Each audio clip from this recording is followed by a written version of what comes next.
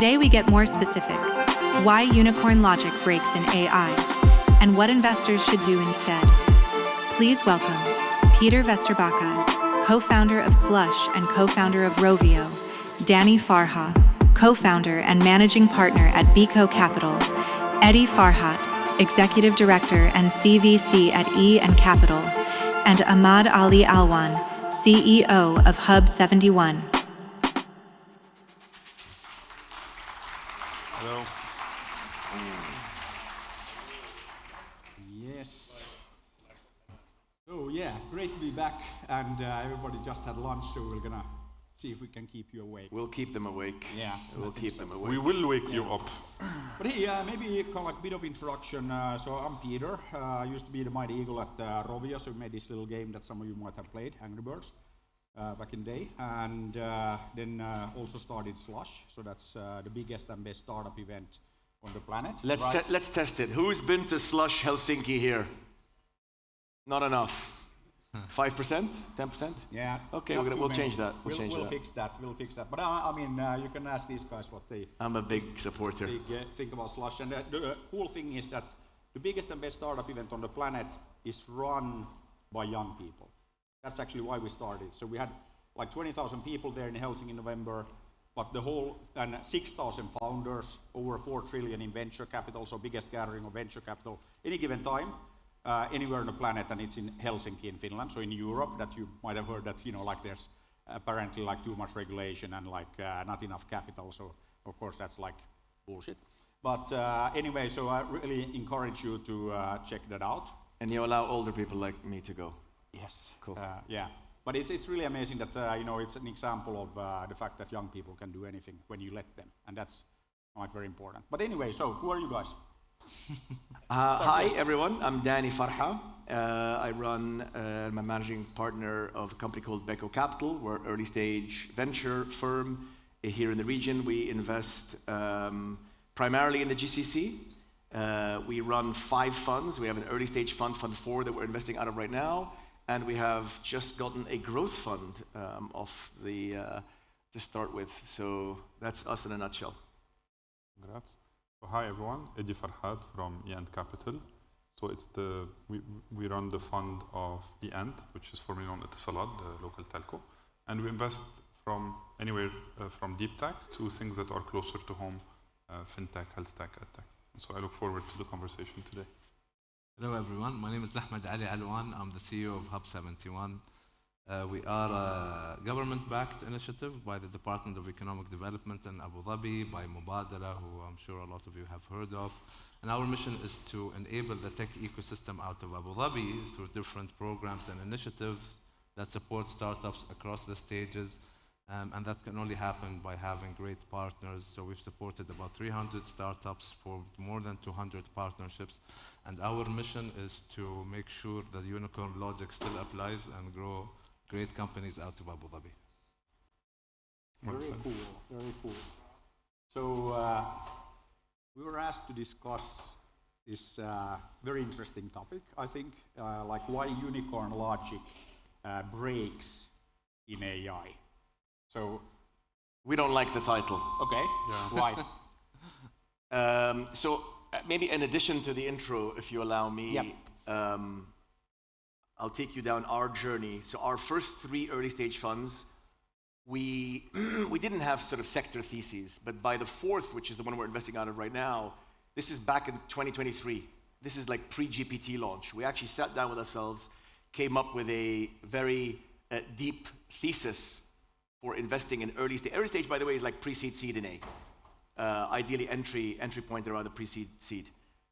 And then we sat down and said, okay, AI is coming. We don't know when it's going to come. We don't know what it's going to look like, but we need to be ready. And so one of the things we said to ourselves was, whatever we invest in, ideally should be underpinned by AI. And apart from GPT launching eventually, you know, we didn't really see anything. And the problem with that is we find ourselves in a vintage where founders have started companies that we've invested in and are now thinking about AI. I mean, now, since they've launched their companies. And I think the interesting thing there is if you ask these founders, and we do all the time, if you start your company again from scratch today, with what you know today and what tools you have today, and these tools are obviously ever increasing, what do you think it would look like? And invariably, the answer we get is, I'd be half the size, right? And so I think that's one thing that we've learned. Why only half?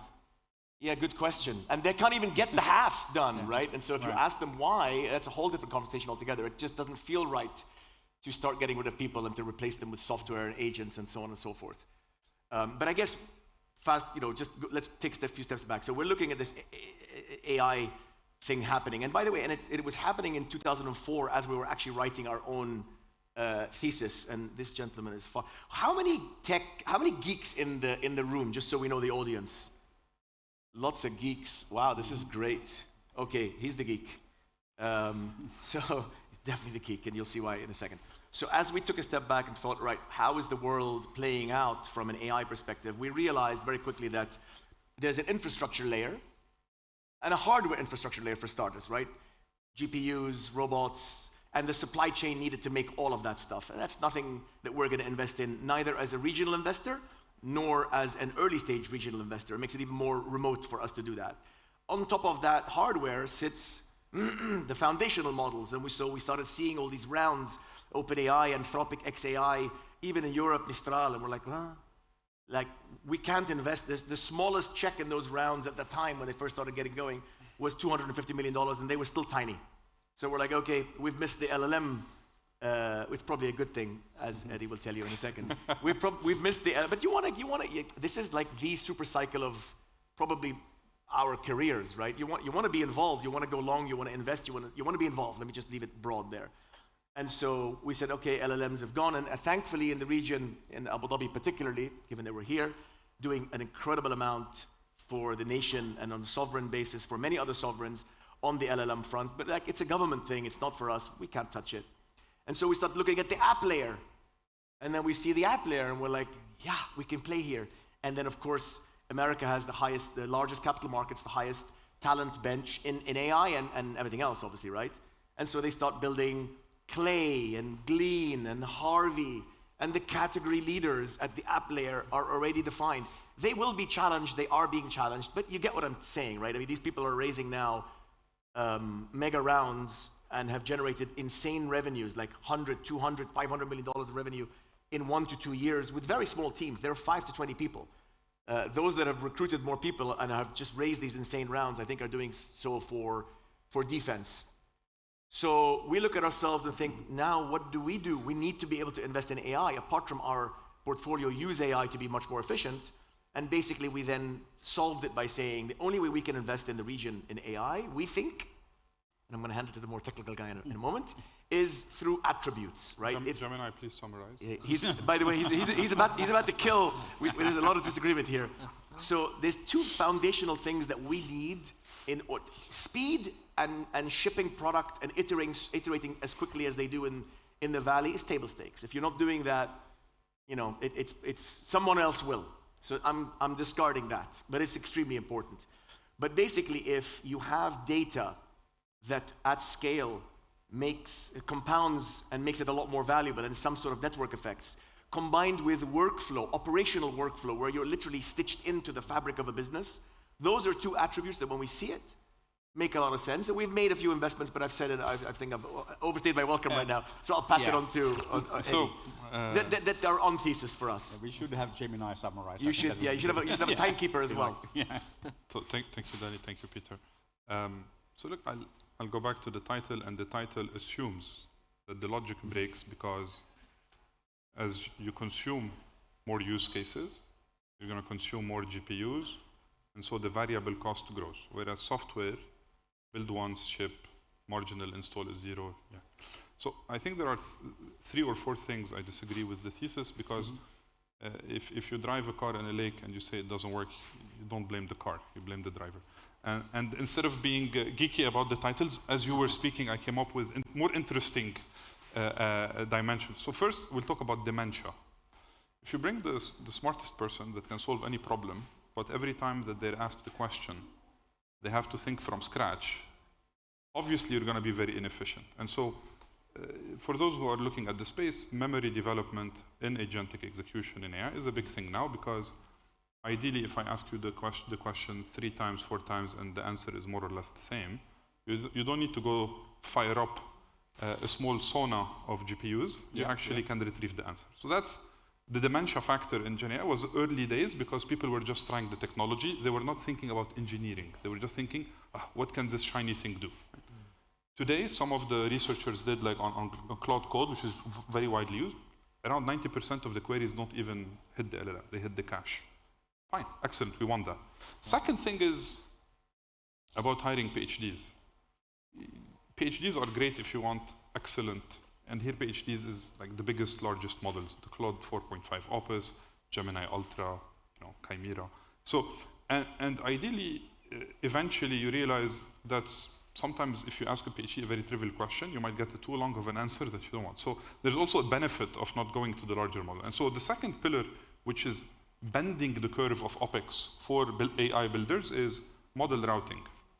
If I can have a classifier that says this is a trivial question, you send it to a small model that could potentially sit on the device, doesn't even go to the cloud. Now you want the one, every 100 question you have something really important, it goes up. If you look at the probability of novelty over time, the first question is going to be novel. The 10th question, maybe 50% novel. The 10 millionth question, somebody answered it at some point somewhere, so you're not even, right? So that's do you need a PhD? The third one is a matter of a notebook, right? Today, if you've been looking at the 3 announcements in the last 2 weeks, so Google released a model that can sit on your device, no connectivity, nothing. For now, 8-9 months, NVIDIA have the DGX Spark, which basically you can load a rather large model at home, and nothing goes to the internet. And so there is local compute. Not everything has to go to the cloud and the OpEx. So eventually, if I'm changing the operating model of an organization with how I implemented an agentic workflow, most likely those customers will be very happy to even run it locally. Safety, security, cost, etc. So there are many things at play today that means that if I use it more, it doesn't mean I need to pay more. But let me ask you. Very true. Sorry. Yep. If in the case of 100 questions to 1 million questions, but if I have that data and I have those 1 million questions, that piece of information, I can serve my customer far faster with a far more accurate answer than anyone else can, provided I only have access to that data. Correct. That's it. Yeah. So I think verticalization and localizing intelligence, so intelligence within a context, and again, another thing you're going to hear a lot about this year is context analysis, is basically why it makes sense for this customer. Think about it like, if you think about the consulting practice, it was about taking a bunch of best practices learned in business school and actually localizing it.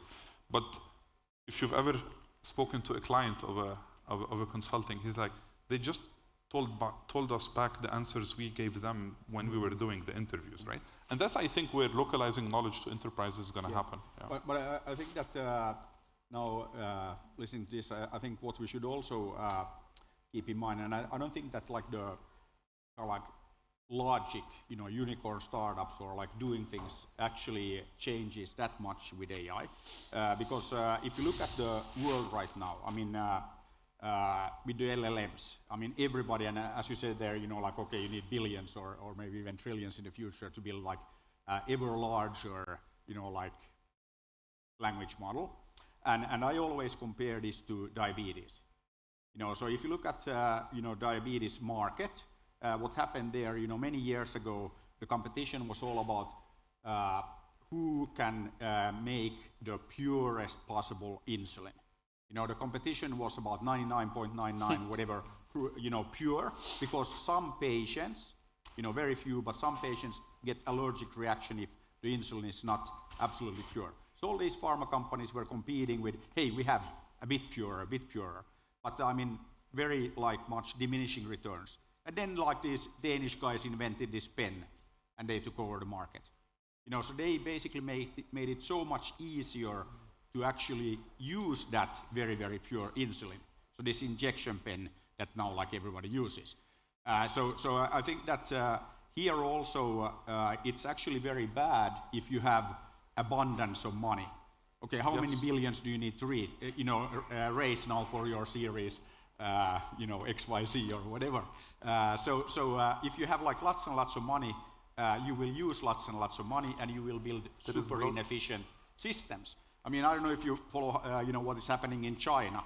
but they are way ahead of us in Yeah. like most areas. And it's not a coincidence that I think it's 17 out of the 17 best open source LLMs. Chinese, all of them. Why? Because they couldn't get Yeah. all the chips and all the data centers and all the power and everything. So they had to do it. And I think that we should always be very, very concerned when there is like abundance of money. Yeah. Because people, startups, the worst thing that can happen to a startup that you have too much money. You lack That's when you do creativity. stupid things. Yeah. And I think, to your point, today it's not anymore a science and technology. There is an aspect of science technology which is well known, course, but that's always, separate. But today it's engineering and product. Totally. That's where am I using it properly? Am I using it efficiently? Am I not overusing it? Anyway, Ahmad, Yeah, you but hey, agree with the say title, something. so Thank you, Adi. yeah, thank you. Or if you want to moderate, Peter is kind of very excited to participate. So Well, I was when I got the opportunity to sit on this panel, I would have loved to be on the audience for, but I get a preferential seat. No, obviously, I would say that Hub 71 is grateful and lucky enough to have all of you as great partners that contribute to the ecosystem that we are building. A big part of the journey that we have embarked on is when we think about a sector or a vertical. I think sector is abbreviated, by the way, in technology. We always think about vertical themes. AI always emanated. And for us, we think that Abu Dhabi and the UAE is among the best places in the world to kind of develop an ecosystem that focuses to, one, identify the gaps and then have a clear roadmap on how to address them. I guess the analogy I draw is from the initiative that we have built at Hub 71 called Hub 71 plus AI, which is simply us spending time with founders that are focused on AI and developing either building AI as a front-facing product or as a key enabling element of their solution, and understanding from them what it is that they would need to make Abu Dhabi among the best places in the world to build an AI engine. And I spoke to a couple of my partners here and VCs, and then two themes that stand out. And I always think it's going to be money, but it's not. It's two things. It's compute. Where can I get the most streamlined access to? Three things, actually. I'll get to the third. Compute. The second one is talent. This is one of the few places in the world you can have such a diverse mix of talent that contribute towards the same mission. There is such a unique advantage. I can't even describe how much diversity feeds to everything we do. And the third one, very important for any sector, is regulatory environment. Regulators here are 2 phone calls away. I'll use a parallel, which is life sciences. If you needed to speak to a regulator within life sciences and a lot of other areas in the world, it will take you 10 months to meet the person that will lead you to the right person. Here, I promise you, it's 2 phone calls away. If you talk to me, please don't. I can't change the regulations overnight. Can't.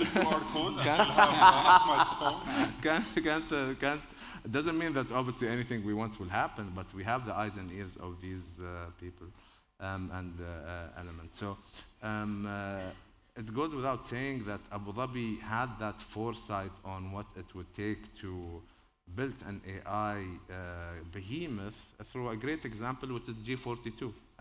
Everyone here should be familiar with G42. That's why we're here. When G42 started, I didn't understand fully the scope and spectrum of what it was trying to achieve. Very clear that it is one of the few engines in the world that's government supported, although it runs as a private business, that supports the AI value chain across the journey. From the power, from the power that's needed from the applications to the regulatory infrastructure that may or may not be needed to grow an AI company. We're just seeing the seeds of it right now, but I'm excited about some of the great companies that come out. Mohammed bin Zayed University of AI. You've heard of it. I've had the pleasure of visiting them a couple of times, but also most recently 2 weeks ago. Existing foundational models that are coming out of the university. It's a matter of time where this, I'd say, where Abu Dhabi and the UAE becomes a core nucleus of building the best-in-class AI company. And when it comes to funding, yes, people will want to fund great companies. The smart founders will turn it down. And these are the ones will turn that abundance of money. If they take the money too quickly, it's probably a red flag, because there's no shortage of capital, alhamdulillah, in the UAE. But I do always believe that if you're doing something incredible, money will find you, not the other way around. Totally. I think that the world is full of examples, and I'm always told that, Peter, you have to understand that it's so difficult to raise money here in Jakarta or here in, I don't know, Warsaw or wherever it might be, and it's difficult everywhere if you're not doing something interesting. Of course, if you're doing something interesting and something cool, the money will find you, and it's the easiest thing in the world is to move the capital, like super easy. You know, it's here today, gone tomorrow. You know, it's very, very easy. But I think that this actually brings up very important thing that AI or not, we probably still need people and we need the talent.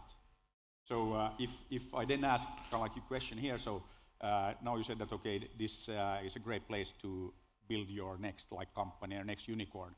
So would you do it here or somewhere else? You know, I work in Hub 71. I'm biased. You're biased, but 100%, hands down, yes. Yeah.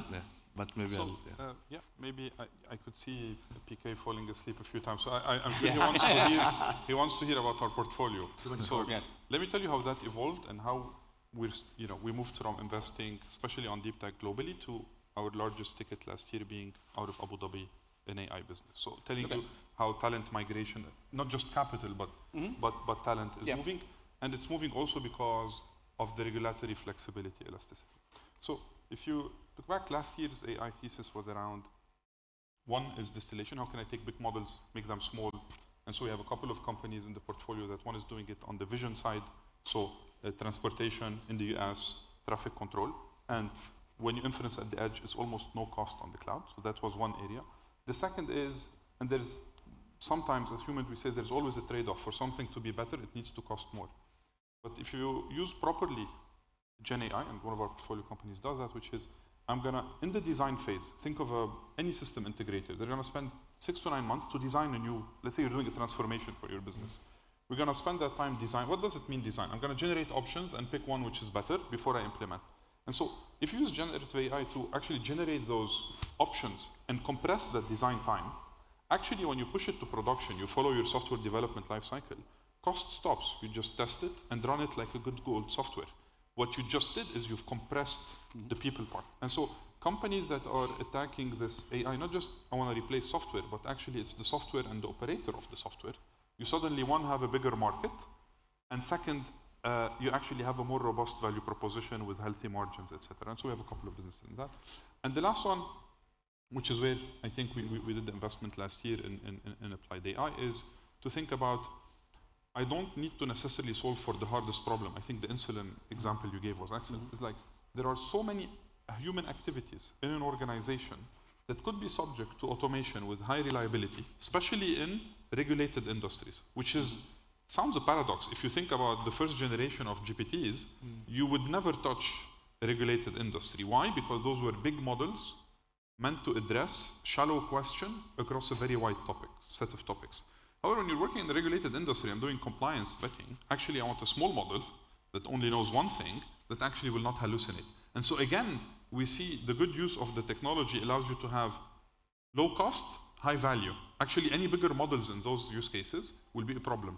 And so that's again, I think where applied AI and with a large work model was an excellent application of domain expertise plus using LLMs as denoisers of human input, and then relying on standard processes actually is generating money and value to their customers. And so it was great to see that this technology was de-hyped, implemented, and is being served out of Abu Dhabi. And so we hope to see more of that in the coming year. But I think it's interesting because if you look at kind of like history and all that, and actually when we're doing Angry Birds at Rovio, then people are always ask me, okay, how many people do you have in Silicon Valley? And I said, like, none. And then there's always like, oh, but like you're so successful and you have nobody in Silicon Valley? Really? I said, yeah, really. And also then, always explain that we're not a technology company. I mean, we are building fantastic experiences for our fans. And of course, we use whatever technology we need and what that is available to make that so. And I think that this is also, now discussing, unicorn logic in AI and, like pick your technology and pick your buzzword of the time. But I think that it's very easy to get carried away by the technology and forget why we are doing things. Especially like in the consumer space, it's world is full of these solutions looking for a problem, and we build stuff just because we can, and it's cool, and it's using like AI. And I think for a few years, maybe or next year, we're not even gonna. Okay, give it a few years. We're not gonna even talk about AI because it's like everywhere. It's like a given. Yeah, Peter, actually, one of the thesis internally, we call it boring AI. Yeah. And one of the questions we have with founders is, did you start building before March 2023 or after? And actually, how entrenched were you in the solution where generative AI came solve a problem in your architecture? Like, we want to see how they are integrating novel technology. But someone building the whole narrative of the business on the technology is a solution finding a problem, and usually you get your first round and then you fizzle, right? There's no PMF. So fully agreed with you. And yeah. So how many unicorns will we see here? So look, before I answer that question, hopefully many, and hopefully some come out of our portfolio. I don't think, like when people ask me what is your, end game, like how long do you want to be in this industry? I've been doing this for 14 years. I'm talking about venture. It's a long time. If it wasn't for AI, and more specifically, and I'm not saying it because I'm in Abu Dhabi and Ahmed Alwan is on the panel, but if it wasn't for what Abu Dhabi is doing, the significant moves it's making, right, and making us a relevant player on the global stage outside of the States, I don't know if my time horizon will be as long as it actually is now. It's so exciting. I mean, for God's sake, Sergey Brin and Larry Page have come out of retirement, not because they want to make more money, because their kids apparently are telling them, hey, really? You're going to stay home and fish when the world is about to change and there's this crazy super cycle that we're never going to see in our entire lives? If I go back and I take a parallel to what happened in the UAE, both in Dubai and Abu Dhabi, with crypto, when it first started, like pre-COVID, post-COVID, both the ADGM and Dubai's VARA, Virtual Asset Regulatory Authority, were set up, super forward-thinking, and enabled us to play in that space on a global level, right? So this is... But crypto, I think, is kind of like... Yeah. No, I'm just giving you the analogy that the governments here are so forward-thinking that they're willing to take calculated risks. The US government is also very good at utilizing crypto for... Yeah, well, Trump came and basically made everything so exciting in the States where nothing we do here is exciting anymore. That's a big problem that we have to sail around. But back on the talent piece, it's always been difficult to find incredible talent. Even in the Valley, they'll complain about it. But of course, they have a very wide and very deep bench. But here, it's been very, very difficult, right? Now, today, I mean, we have two AI native startups that we're investing. One we've invested in, one we're about to close on. We're already working the phones and working our global networks to find AI native talent, and we are finding world-class people. The Americans are more difficult to repatriate because there's no tax arbitrage.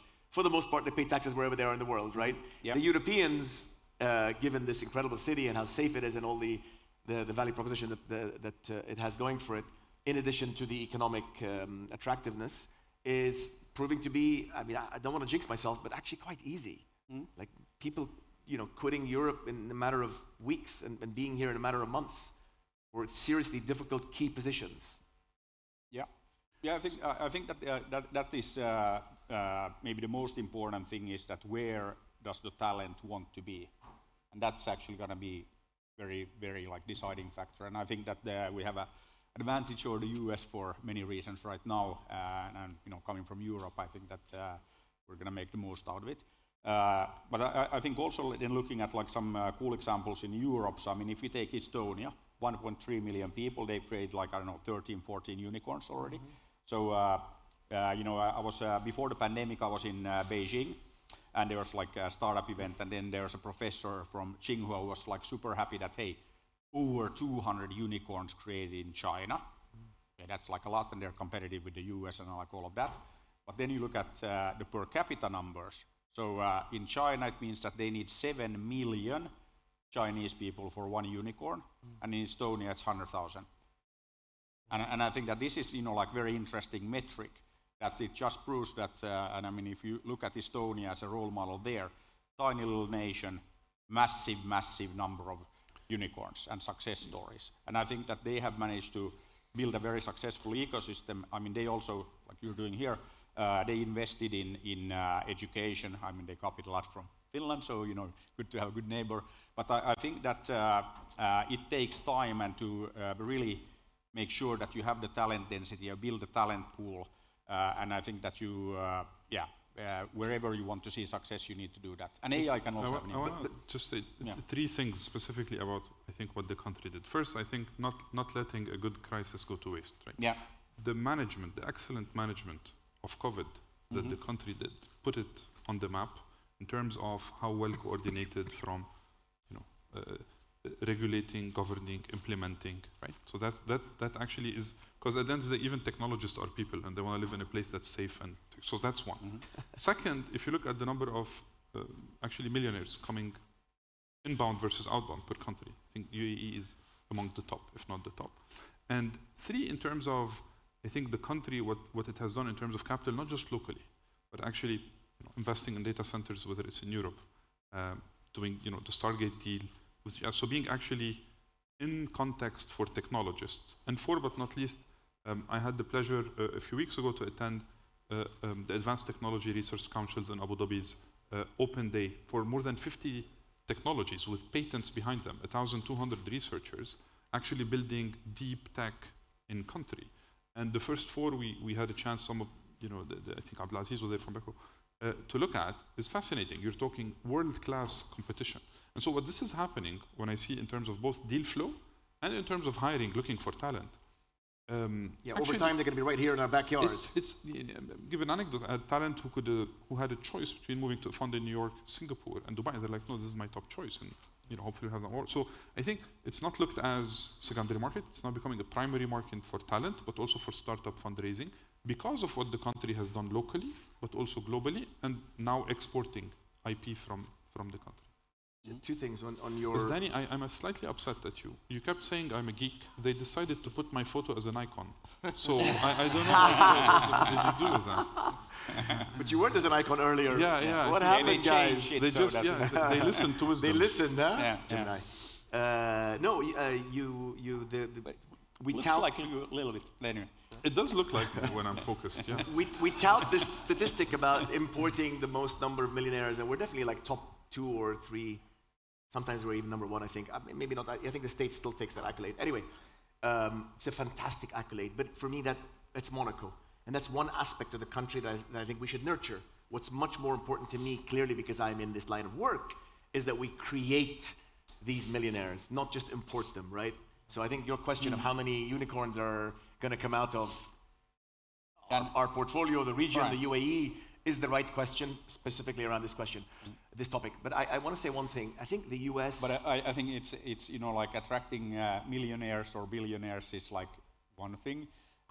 Then, like some of them have already made their like millions and billions. So it's Monaco. So there might not be, like the hunger.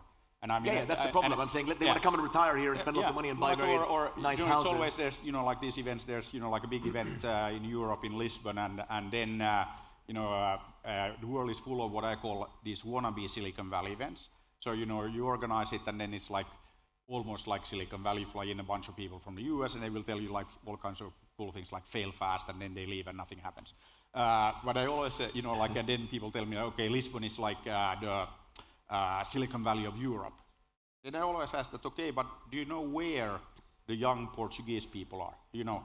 Porto. Not in Portugal. Really? Because there's no opportunity. They left.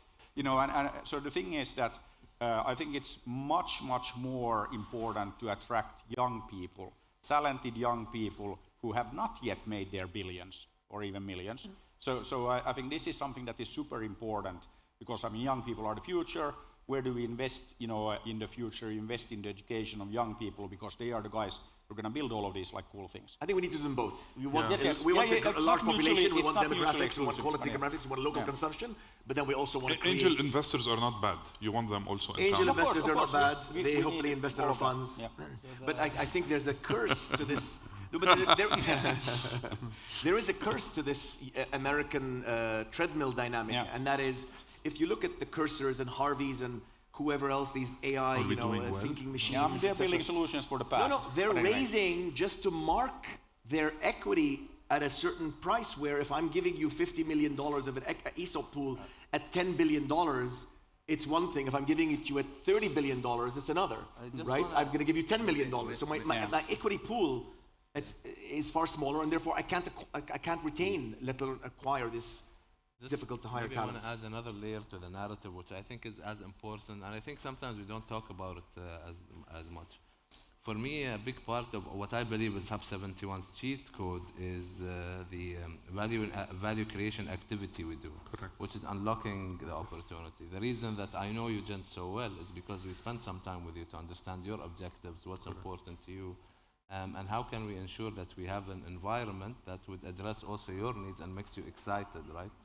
Standalone opportunities, and I think that's a big theme, are interesting to look at, but increasingly what we see is that what you care about is the ecosystem that comes with it, right? Where does this sit in the greater play, whether it's Abu Dhabi, whether it's our neighboring countries and jurisdiction, and how can this opportunity play in and mesh well into that? That's the biggest indicator of success. This is what we look at Hub 71. Because when we select our companies, it's not standalone, right? Your teams get involved in the process. They say that, well, this, you would think that, well, if Ian likes it, Beko is also, it seems interested, let's take it through Hub 71, mitigate some of the, places that are rough around the edges, and would they contribute actually to perhaps an Abu Dhabi or a UAE priority? It's an ecosystem view that's important. But what's most important to me always when I look at these opportunities is, are they really addressing a human problem? Because now for me, today, VC in general is synonymous with impact. It's addressing a problem that will address an issue. A lot of us is writing email well, so that's a human problem. That's the immediate use case. But even beyond that, where are the productivity elements that will allow us to elevate ourselves as humans?